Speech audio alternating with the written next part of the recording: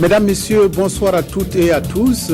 Plus de 500 agents des finances publiques et privées formés à l'INAREF ont reçu ce matin leur diplôme au cours d'une cérémonie présidée par le Premier ministre qui a souligné le travail abattu en 25 ans par cette grande école.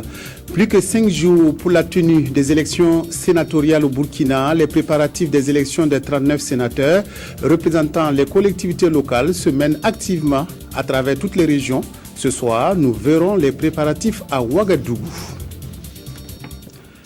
Mais tout d'abord, carnet d'audience du Premier ministre, Béyon Luc Adolphe Thiaw a accordé ce matin un entretien à l'ambassadeur du Brésil au Burkina. Le diplomate brésilien en fin de mission est allé faire ses adieux au chef du gouvernement et évoquer avec lui la coopération entre les deux pays.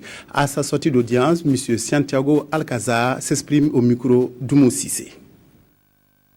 Je suis venu voir le Premier ministre parce que je vais quitter bientôt définitivement le Burkina. C'est ma fin de mission. Et je suis venu lui remercier de tout l'appui que j'ai toujours reçu des autorités burkinabées. C'est une gentillesse et pour moi c'est ma première ambassade ici en Afrique et l'ambassade que je tiens plus au cœur parce que c'est moi qui ai ouvert l'ambassade ici en 2008 et je dis toujours qu'au moment où je partirai, je vais partir mais je ne vais pas quitter le Burkina. Les relations entre le Burkina et le Brésil sont excellentes. Nous nous entendons parce que nous avons une culture qui est commune, une histoire qui est commune aussi. Je ne sais pas si vous savez, je peux vous surprendre peut-être en disant que le Brésil est le pays africain le plus grand après le Nigeria et qui est hors de l'Afrique. Du 109 pour l'administration des finances publiques et privées burkinabè et africaines, l'École nationale des régies financières vient de former plus de 500 cadres qui vont contribuer à donner un nouveau souffle aux finances. Tous les domaines de la finance sont concernés par la formation dispensée à l'INAREF. Reportage Maxime Zongo. Des félicitations, des récompenses et beaucoup d'honneurs à l'instar de cette lauréate majeure de sa promotion en compagnie du Premier ministre. La cérémonie marquant la sortie de cette 25e promotion de l'INAREF était riche en émotions.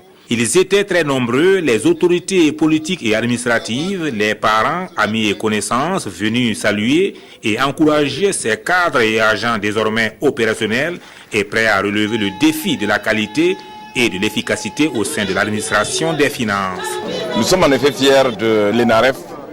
En 25 ans, cette école des régies financières s'est construite petit à petit dans l'excellence pour atteindre ce niveau et offrir à notre pays et à de nombreux pays africains des cadres de très haut niveau dans le domaine des finances. Intégrité et finances publiques, tel est le thème retenu par cette 25e promotion coparrainée par le ministre gabonais de l'Emploi et de l'Économie durable, ici représenté par son conseiller technique et le président de la commission de l'UEMOA. L'UEMOA est en train de travailler sur la convergence des politiques en matière de finances publiques.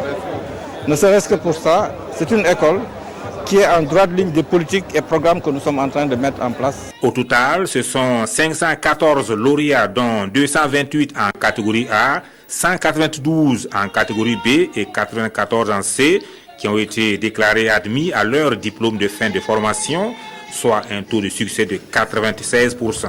La comptabilité, la finance, la fiscalité et les statistiques, voilà les domaines de compétences qui verront ainsi leur effectif renforcé. La formation des élèves du cycle A' dure pendant 3 ans et c'est le problème récurrent que nous posons chaque année depuis près de 3 ans puisqu'il y a d'autres écoles professionnelles comme l'ENAM et puis la police où la formation est devenue à 2 ans pour les élèves de A'.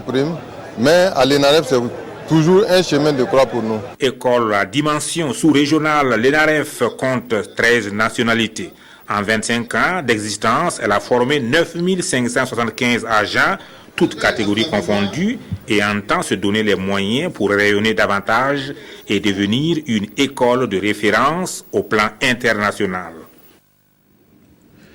Ils sont désormais connus, les 123 membres de la Chambre consulaire du Burkina. Le président du comité d'organisation des élections consulaires a procédé à la proclamation des résultats provisoires du scrutin du 21 juillet qui a mobilisé plus de 3000 votants dans les 45 provinces du Burkina. Karim Patrick Namouano.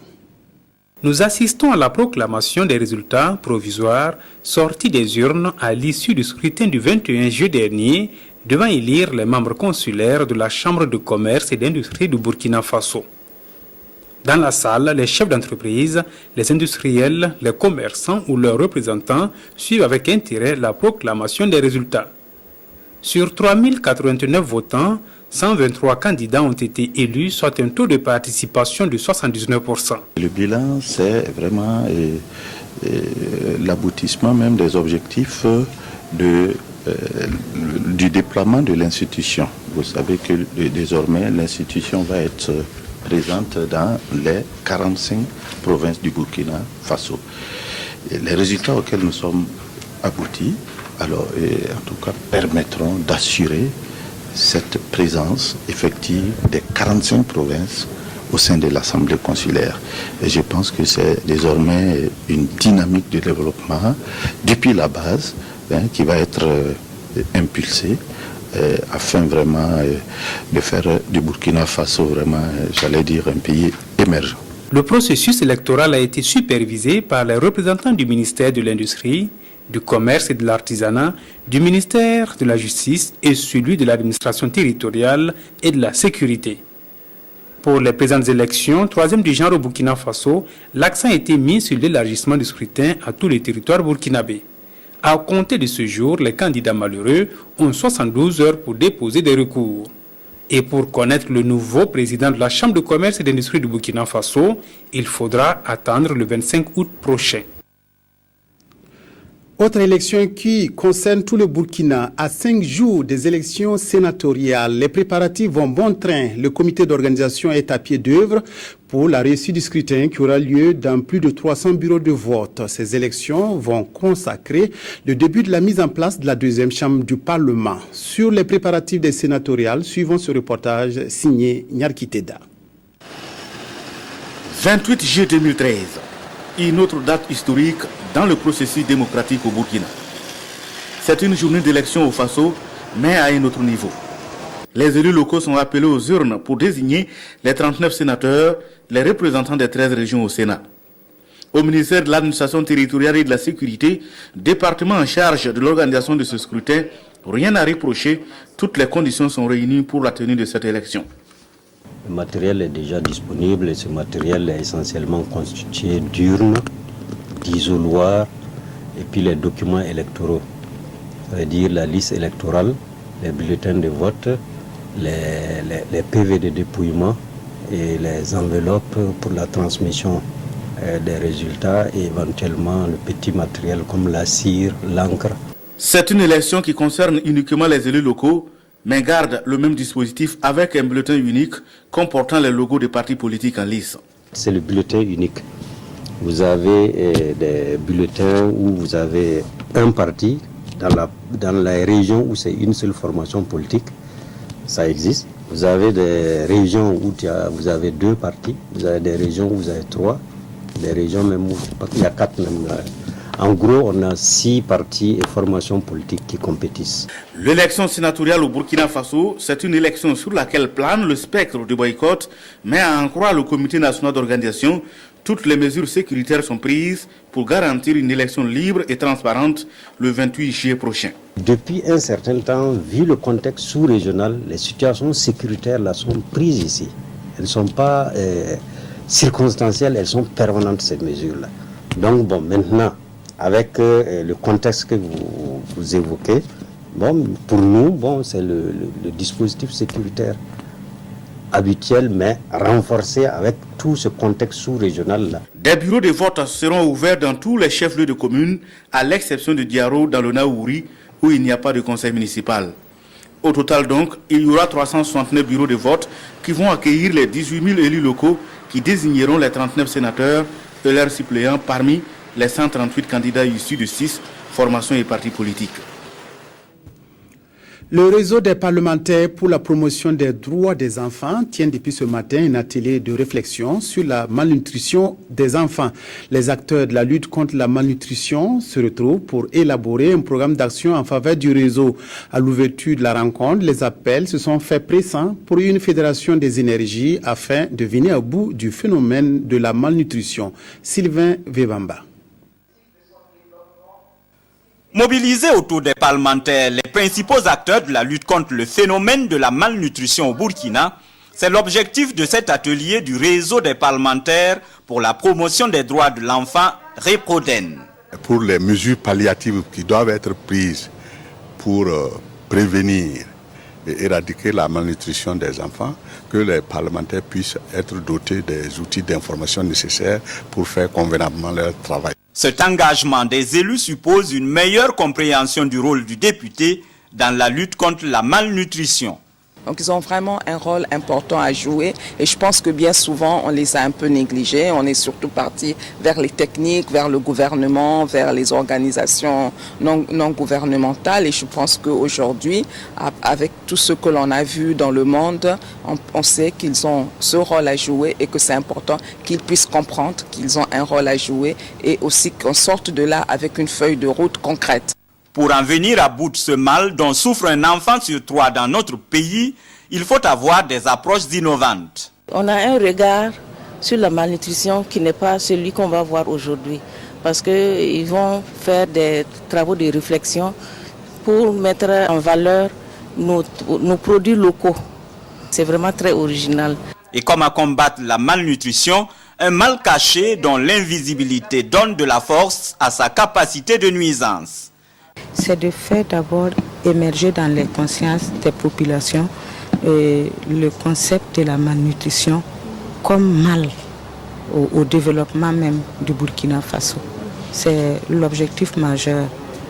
Et ensuite maintenant, d'obtenir justement un engagement de ces acteurs-là pour une lutte vraiment contre le mal.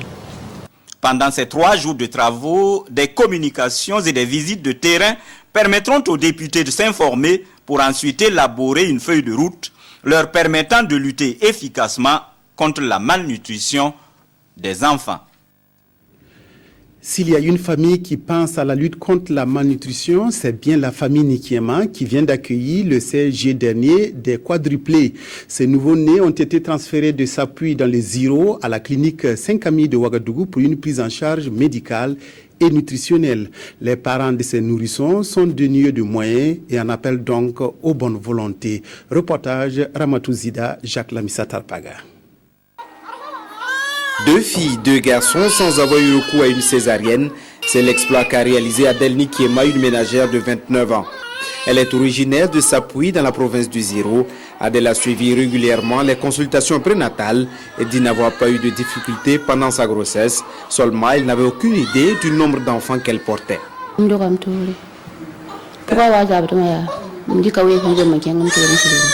Lorsque les contractions ont commencé, je me suis rendue moi-même à l'hôpital et j'ai accouché par voix basse. Mais au départ, je n'avais aucune idée du nombre d'enfants que je portais. L'allure de ma grossesse laissait déjà croire que c'était des jumeaux. Cependant, c'est à l'accouchement qu'on a su que c'était 4 enfants. L'heureuse mère a été transférée avec ses 4 enfants au service de néonatologie au centre médical Saint-Camille à Ouagadougou. Les enfants y bénéficieront d'une prise en charge médicale et nutritionnelle adéquate. Chaque jour, nous calculons la ration parce qu'il faut les nourrir en fonction du poids quotidiennement. Donc, ils sont avec la maman. On privilégie l'allaitement maternel, surtout pour les plus petits. Adèle est à sa 5e grossesse et la naissance des quadruplés porte à 8 le nombre de ses enfants.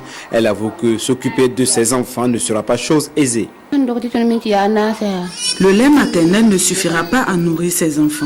C'est pourquoi nous demandons de l'aide. À l'endroit des bonnes volontés, c'est de vraiment soutenir cette pauvre dame-là. Parce qu'avoir 8 enfants à sa charge, une ménagère, un cultivateur, c'est pas facile. Les enfants ont un poids compris entre 1,3 kg et 1,6 kg. Le centre médical Saint-Camille s'engage à les suivre gratuitement jusqu'à ce qu'ils aient un peu plus de force.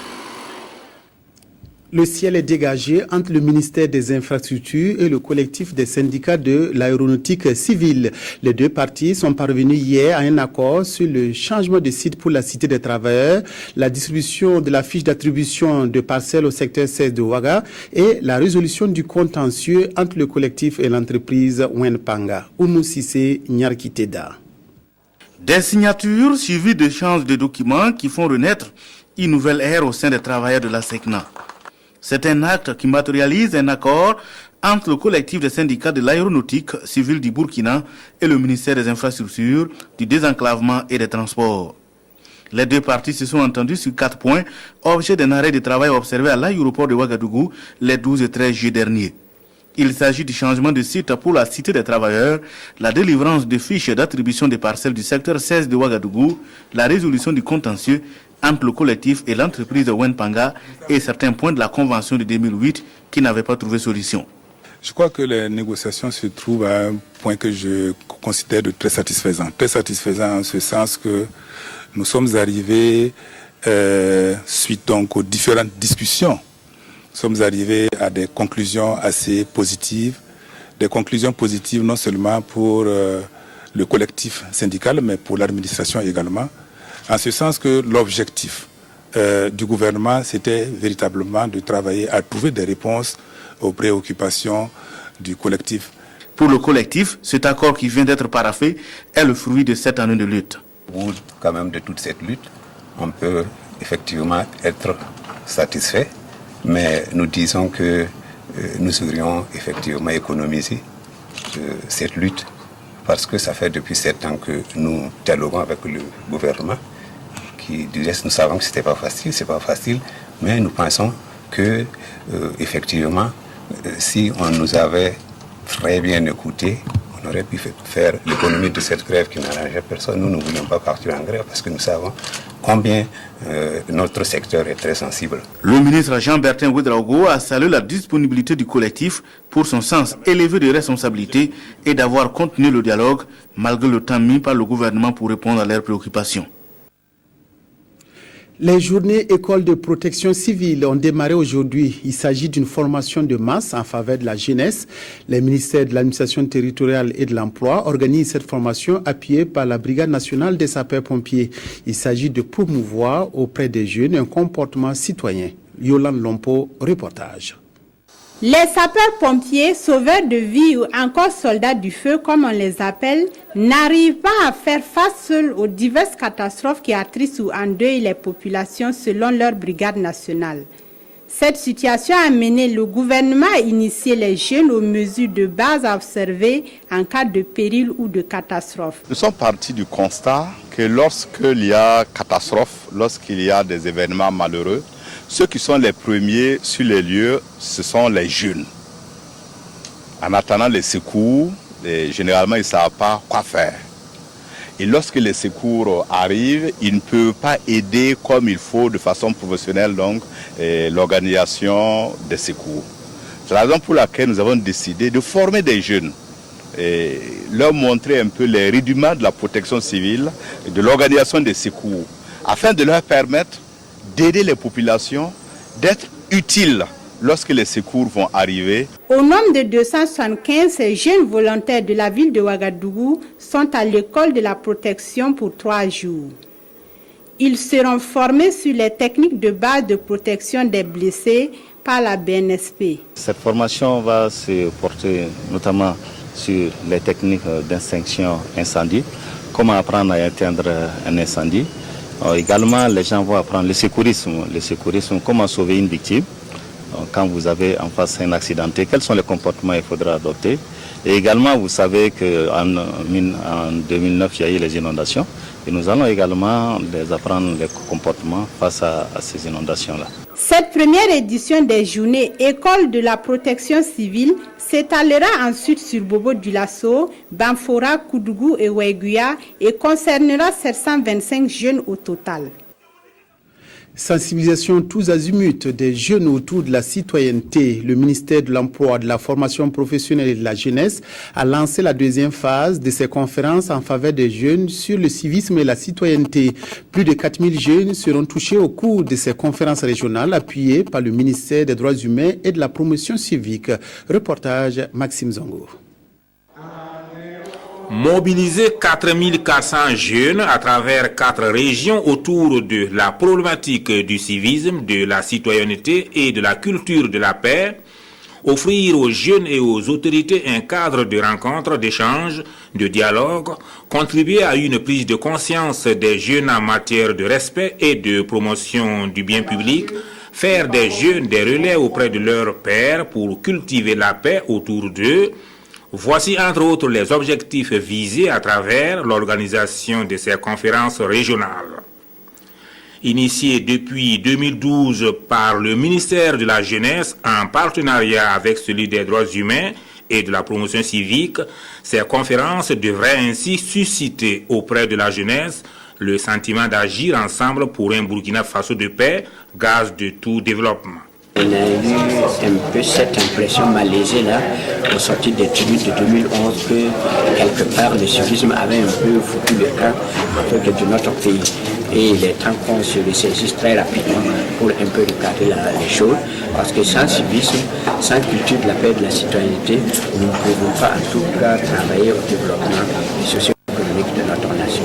La crise des valeurs sociales et humaines ainsi que la montée de la violence préoccupe aussi le ministère en charge des questions des droits humains, qui a d'ailleurs organisé en mai dernier un forum national sur le civisme. Et cette autre initiative du ministère de la Jutro. Nous avons manifesté notre disponibilité à accompagner le ministère parce que nous avons tous intérêt à cultiver la paix, nous avons tous intérêt à cultiver la tolérance, à cultiver le civisme dans notre société. Pour le représentant de la jeunesse du plateau central, ces conférences sur la citoyenneté et la culture de la paix constituent une aubaine pour les jeunes qui doivent s'engager à intégrer la citoyenneté comme faisant partie de leur hygiène de vie. C'est le temps des lauriers pour les élèves des 50 écoles pilotes de la région du Centre-Nord, couvertes par le projet Beobiga du Catholic Relief Service. Un concours dénommé Programme Prix a été lancé pour stimuler élèves et enseignants qui ont reçu leur récompense à Kaya, Nyarkiteda. Ces lauréats ont brillé par leur exemplarité dans des comportements sensibles au genre, à la non-violence, au leadership, à l'hygiène et à l'assainissement, entre autres. Ils ont été primés par l'ONG Catholic Relief Service, initiatrice du projet Beobiga, l'enfant de demain, qui a organisé le concours Programme Prix. Nous savons que la qualité de l'éducation est une priorité pour le gouvernement du Burkina Faso, et à travers ces activités, donc nous venons simplement pour les appuyer. Les autorités en charge de l'enseignement de base sont venues soutenir l'ONG Catholic Relief Service dans sa quête de l'excellence dans le domaine de l'éducation. Ils sont allés au-delà d'offrir les vivres pour voir comment apporter la qualité au niveau de l'éducation.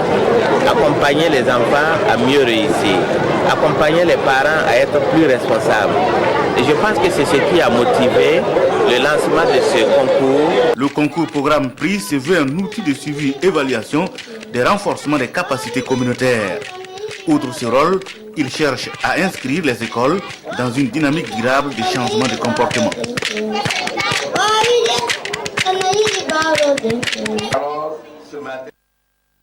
Plus de peur que de mal, les enfants des réfugiés maliens ont su tirer leur épingle du jeu. Inscrits dans les différentes écoles de Bobo-Dioulasso, ils ont obtenu un taux de réussite de 100% au CEP. Un résultat salué par les acteurs de l'éducation au Burkina. Reportage à Bobo, Karim Sissé. Ils étaient 101 enfants réfugiés maliens inscrits dans les différentes écoles de la ville de Bobo-Dioulasso. Sur les 101, 6 ont été présentés au CEP et tous ont réussi brillamment à leur examen. Un résultat de 100% qui justifie cette cérémonie de récompense. On nous a donné des sacs et puis des cahiers, crayons, bic, etc. Et puis j'étais très contente d'avoir ça. L'année prochaine, je vais bosser dur aussi pour partir en 5e, pour avoir plus encore. Si ces résultats ont été obtenus, c'est grâce au bon suivi des encadreurs, des premiers responsables de l'éducation au niveau local, mais aussi des partenaires au développement. On a eu un résultat très satisfaisant parce qu'ils ont fait 100% à leur niveau ici. Alors, cela n'a pas été facile. C'est vrai qu'on a eu beaucoup d'accompagnement au niveau de nos encadreurs pédagogiques. Je vais parler des conseillers et puis de l'inspectrice de Bobo 8. En plus de ça, il y a eu un accompagnement avec l'ONG Terre des Hommes qui a vraiment soutenu et les enseignants et les élèves, les encourager à faire des cours de renforcement des niveaux. C'est le volet scolarisation que nous sommes en train de magnifier ce matin et qui a concerné l'inscription de 130 enfants à l'école primaire, donc 101 enfants réfugiés et 19 enfants burkinabés pour favoriser l'intégration entre les enfants.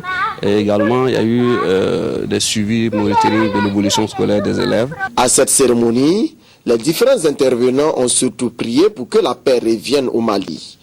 Une paix qui permettrait aux réfugiés qui le désirent de regagner le bercail et de continuer leur cursus scolaire dans des conditions idéales.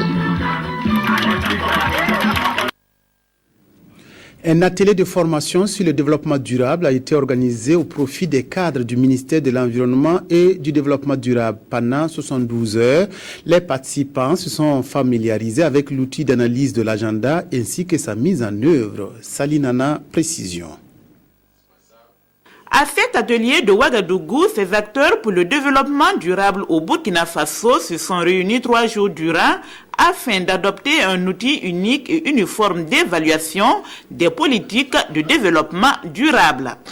Nous avons organisé cet atelier-là pour ensemble partager avec tous nos collègues du Burkina Faso des départements ministériels le maximum que nous pouvions sur un certain nombre de données, de grilles, pour prendre en considération les questions de développement durable dans les politiques et dans les stratégies de développement que nous mettons en place dans notre pays. Dans la mise en œuvre de cet outil d'analyse, les exercices ont porté entre autres sur la stratégie de croissance accélérée et du développement durable SCAD et la politique des mines. Dans nos pays, on trouve quel outil on va utiliser pour élaborer nos politiques, nos stratégies, nos projets, nos programmes, pour que tout ça aille dans un sens harmonieux entre la nature, le social, l'économique, la gouvernance et l'éthique.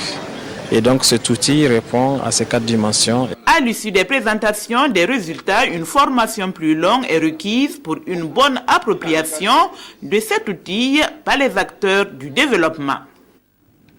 L'ONG Action pour la promotion des initiatives locales a-t-il décidé à œuvrer aux côtés des producteurs de la région du Sahel pour gagner d'autres succès.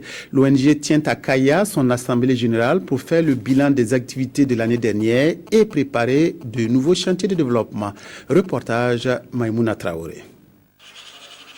En 2012, l'ONG Action pour la promotion des initiatives locales a centré ses actions sur la dynamisation des périmètres maraîchers, le développement agricole, l'alphabétisation des communautés, la promotion de l'élevage et de l'apiculture moderne. Cette assemblée générale donne l'occasion à ses membres de s'informer sur les acquis, d'échanger sur les difficultés et d'adopter le budget programme 2013. Nous avons la responsabilité de travailler à renforcer les 2400 apiculteurs qui bénéficient des interventions en les aidant à s'équiper, à mieux s'organiser, également à ouvrir un marché qui puisse leur permettre de vendre leur production. Il y avait également un accompagnement de 1200 agropasteurs qui sont disséminés au niveau des 80 villages. Nous sommes arrivés à mobiliser les 80% des fonds que nous avons prévus. On est à 380 millions de francs CFA mobilisés, alors contre 400 millions qui étaient prévus. En 2012, l'ONG nous a beaucoup accompagnés pour aider les populations qui avaient des difficultés pour pouvoir s'alimenter, et aussi l'ONG intervient surtout du côté des femmes. L'ONG APIL compte étendre ses actions dans la région du Sahel. C'est le lieu ici pour les participants à cette assemblée générale d'en parler et de faire des projections pour les 4 années à venir. Cette vision 2018 prend en compte la période de 2014 à 2018.